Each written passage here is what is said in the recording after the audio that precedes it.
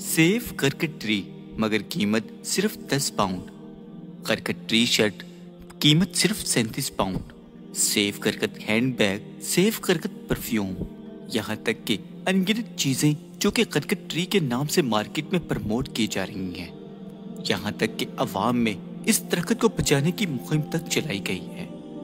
यहाँ तक कि इन चीजों की फरोख्त से हासिल होने वाली कमाई की तमाम तर रकम को करकट की काश्त के लिए इस्तेमाल किया जा रहा है। आखिर ये करकट क्या है और दुनिया भर में इस दरख्त की काश्त के लिए यहूदी क्यों बेचैन हैं? इसे शैतानी और तजाली कुव्वतों का दरख्त क्यों कहा जाता है?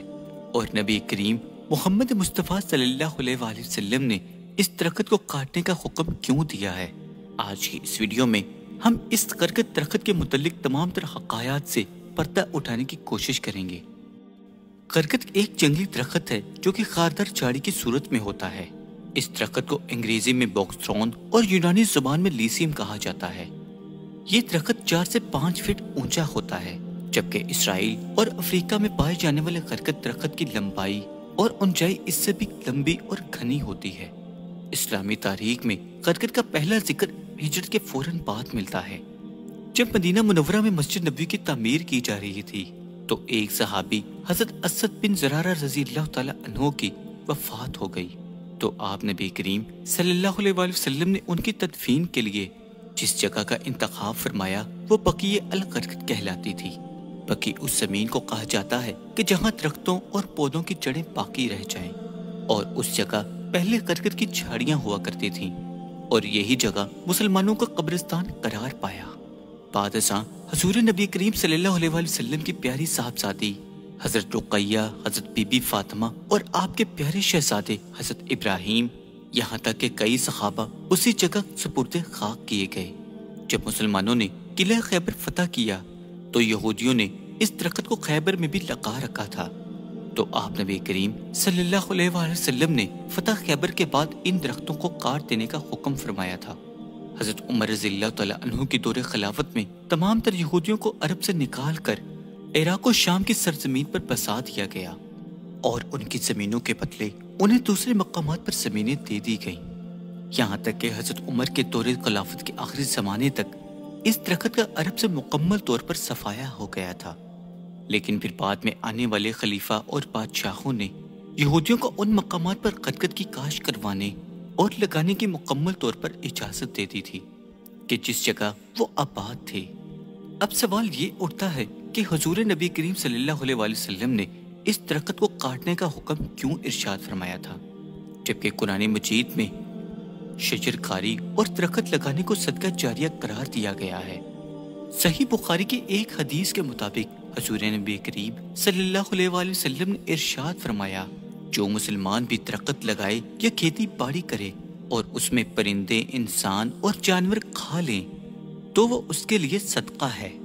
इसके अलावा आप नबी करीम सल्लल्लाहु अलैहि वसल्लम ने जंग में सिपाहियों को ये तंबीह की थी कि रास्ते में किसी भी दरख्त, पौधे या खेत खलियान को ना काटा जाए और ना ही किसी किस्म का नुकसान पहुंचाया जाए।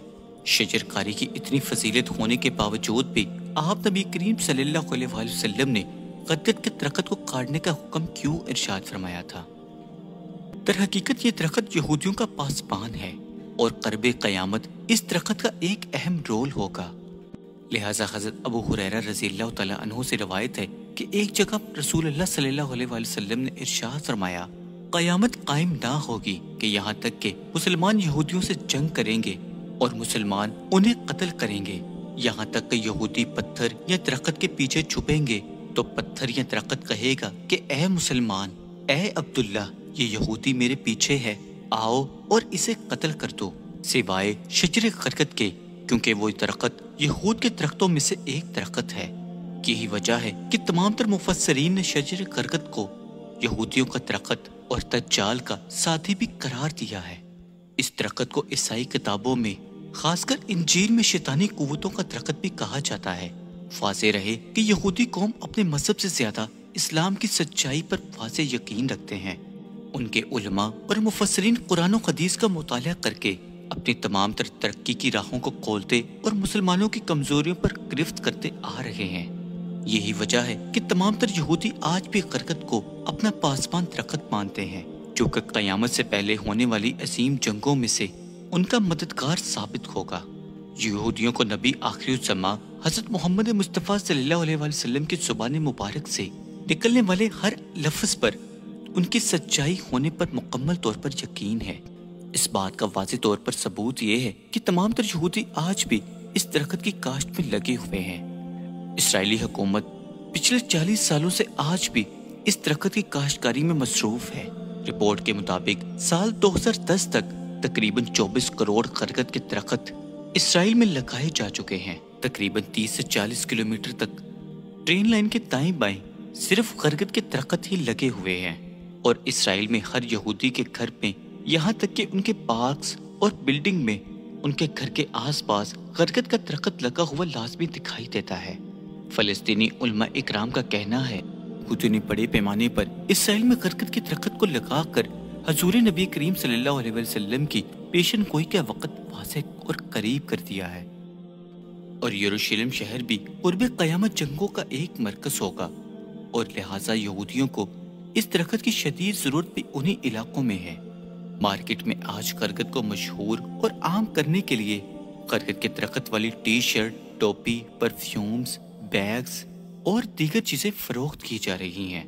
اگر آپ اس ٹی شرٹ کو غور سے دیکھیں تو اس ٹی شرٹ پر موجود درخت کے پیچھے ایک مرد اور عورت چھپے نظر آ رہے ہیں، جو کہ اس تصور کو اور بھی زیادہ مضبوط بنا دیتی ہے کہ غرقت کو آج آخر بین الاقوامی طور پر کیوں پرموٹ کیا جا رہا ہے، اور یہودی آپ نبی کریم صلی اللہ علیہ وآلہ وسلم کی حدیث مبارکہ سے کس قدر واقفیت رکھتے ہیں۔ جو اس نیشنل فنڈ میں آنے والے اس تمام تر رقم کو غرقت کے اس درخت کو کاشت کرنے کے لیے استعمال کیا جاتا ہے۔ اس تنظیم کا مقصد ہی دنیا بھر سے چندہ جمع کر کے اس تمام تر رقم کو غرقت کے درخت لگانے پر صرف کرنا ہے۔ اسرائیلی وزیر اعظم نے بھی 1999 میں خود اس درخت کو لگا کر عوامی سطح پر زور دیا ہے کہ اس درخت کو لگانے اور کاشت کرنے میں اپنا حصہ اور کردار ادا کریں۔